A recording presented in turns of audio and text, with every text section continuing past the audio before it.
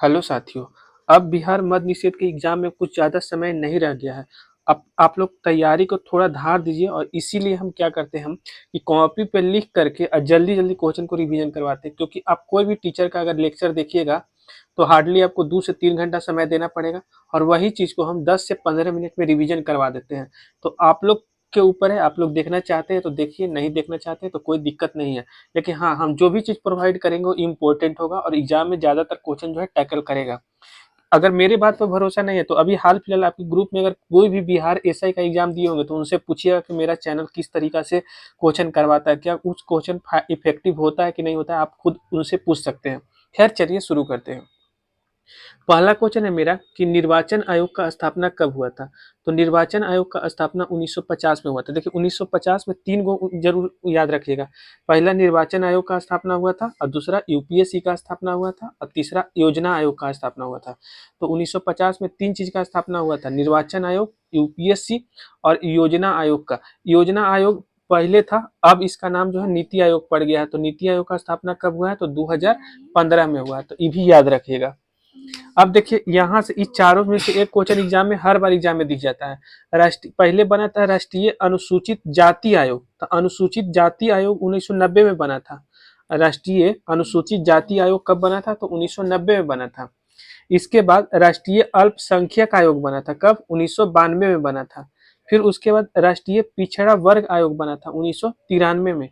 और राष्ट्रीय मानव अधिकार आयोग कब बना था, तो 1993 में था। ये दोनों आयोग 1993 में ही बना था। राष्ट्रीय मानव अधिकार आयोग भी 1993 में बना था और राष्ट्रीय पिछड़ा वर्ग आयोग भी 1993 में ही बना था।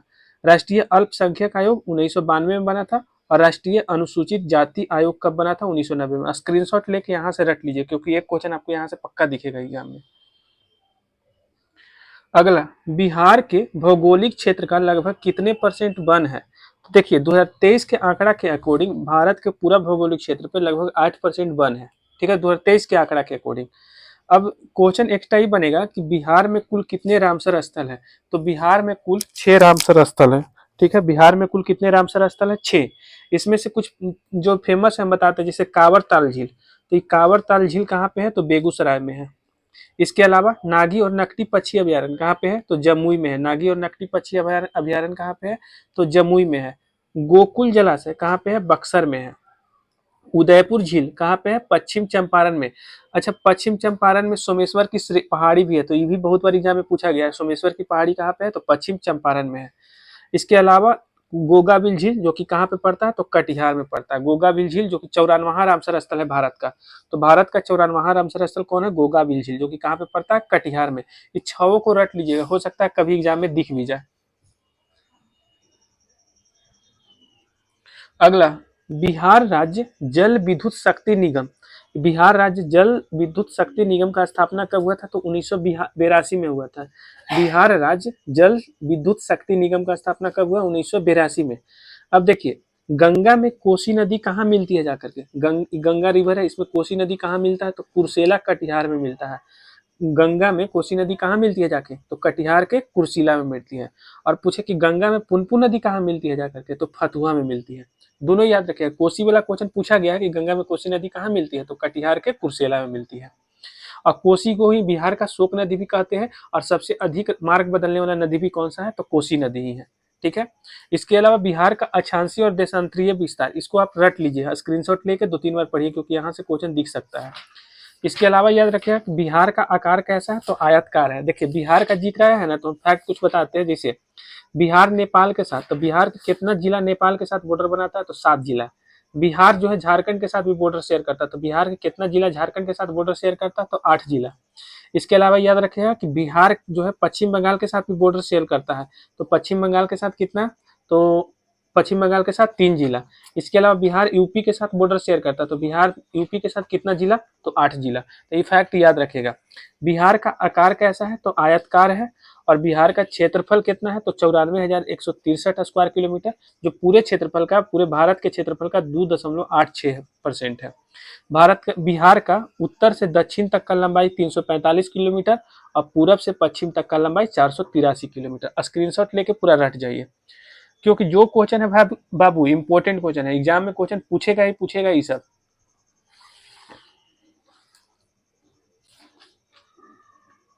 अगला, भीम बांध वन्य जीव अभयारण्य कहाँ पे है? तो भीम बांध वन्य जीव अभयारण्य जो है मुंगेर में पड़ता है। मुंगेर में कौन सा अभयारण्य है? तो भीम बांध वन्य अभयारण्य। ये मुंगेर के सांसद कौन है? तो लल्लन सिंह है। ठीक है, तो आप बताइएगा कि लल्लन सिंह अभी कौन से मंत्री हैं? तो भीम बांध वन्य अभयारण्य कहाँ पे है? तो मुंगेर में है। इसके अलावा एकमात्र भारत का राष्ट्रीय उद्यान वाल्मीकि राष्ट्रीय उद्यान, तो ये कहाँ पे पड़ता है? तो पश्चिमी चंपारण में। और एक है उदयपुर वन्य जीव अभयारण्य, ये भी पश्चिमी चंपारण में है। अभी थोड़ा देर पहले बताए थे ना कि उदयपुर जो वन्य जीव अभयारण्य है इसको अथी का भी दर्जा मिल चुका है, क्या चीज का? रामसर स्थल का। तो ये भी याद रखिएगा, वाल्मीकि राष्ट्रीय उद्यान, उदयपुर वन्य जीव अभयारण्य कहाँ पे पड़ता है? तो पश्चिमी चंपारण में। सोमेश्वर की पहाड़ी कहाँ पर पड़ता है? तो पश्चिमी चंपारण में। ठीक है, ये सब याद रखिएगा जितना फैक्ट एक्स्ट्रा बता रहे हैं। भीम बांध वन्य अभयारण्य कहाँ पड़ता है? तो मुंगेर में। अगला, बिहार सोशलिस्ट पार्टी का गठन कब हुआ था? तो 1931 में हुआ था। बिहार सोशलिस्ट पार्टी का गठन कब हुआ था? 1931 में।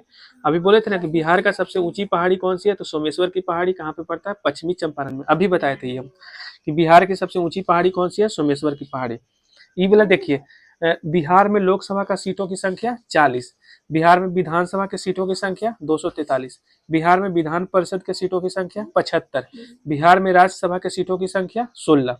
याद रखिएगा, बिहार में लोकसभा के सीट का संख्या 40 है, जिसमें से 6 गो सीट जो है ना वो शेड्यूल कास्ट के लिए रिजर्व है। ये याद रखिएगा, रिजर्व वाला जरूर याद रखिएगा। विधानसभा का 243 है, इसमें से 38 शेड्यूल कास्ट के लिए और 2 शेड्यूल ट्राइब के लिए रिजर्व है। तो टोटल सीट कितना रिजर्व है? 40 सीट रिजर्व है। ठीक है, बाकी विधान परिषद में कोई सीट रिजर्व नहीं है, ऐसे 75 गो है टोटल। और राज्यसभा में भी कोई सीट रिजर्व नहीं है, टोटल 16 गो है। तो ये भी याद रखिएगा। अगला क्वेश्चन है कि पटना उच्च न्यायालय का स्थापना कब हुआ है? तो 1916 में हुआ है। पटना उच्च न्यायालय का स्थापना 1916 में। और हम एगो क्वेश्चन बताए थे कि पटना यूनिवर्सिटी का स्थापना कब हुआ था? तो 1917 में हुआ था पटना यूनिवर्सिटी का स्थापना। ये भी याद रखिएगा। फिर बताइए, अभी कल ही के वीडियो में बताया कि नालंदा यूनिवर्सिटी के संस्थापक कौन थे? बताइए, कुमारगुप्त वन। इसके अलावा बताए थे आपको कि ओदंतपुरी विश्वविद्यालय के संस्थापक कौन है? तो ओदंतपुरी विश्वविद्यालय बताइएगा एगो, और एगो विक्रमशिला विश्वविद्यालय के संस्थापक बताइएगा। ठीक है, विक्रमशिला विश्वविद्यालय के। ये तीनों हम बताए हैं आज, तो तीनों का आंसर आप कमेंट कीजिए। अब देखिए, पटना उच्च न्यायालय का स्थापना 1916 में हुआ था, तो याद रखिएगा। मंदार पर्वत कहाँ पे पड़ता है? तो बांका में। मंदार पर्वत बांका में। काकोलत जलप्रपात नवादा में। अनुपम झील कैमूर में। अनुपम झील कैमूर में। काकोलत जलप्रपात नवादा में। मंदार पर्वत बांका में पड़ता है। ठीक है, चलिए आगे चलते हैं। अगला क्वेश्चन है कि किस वर्ष उड़ीसा बिहार से अलग हुआ था? देखिए, तीनों बता देते हैं। 1911 में दिल्ली दरबार सजा था ना, तो उस टाइम घोषणा हुआ था कि जो बंगाल है उसे बिहार को अलग किया जाएगा था। 1912 में जो है बिहार को, बंगाल से बिहार को अलग किया गया था। ठीक है, 1912 में बंगाल से बिहार को अलग किया गया। फिर 1936 में बिहार से उड़ीसा को अलग किया गया। और फिर 2000 में झारखंड से बिहार को अलग किया गया था। तीनों याद रखिएगा। 1912 में बंगाल से बिहार को अलग किया गया, 1936 में बिहार से उड़ीसा को अलग किया गया, और 2000 में झारखंड से बिहार को अलग किया गया। तीनों याद रखिएगा। और लास्ट क्वेश्चन है कि बिहार का पहला हिंदी समाचार पत्र जो कि पटना से प्रकाशित हुआ था, तो बिहार बंधु, कब? 1874 में।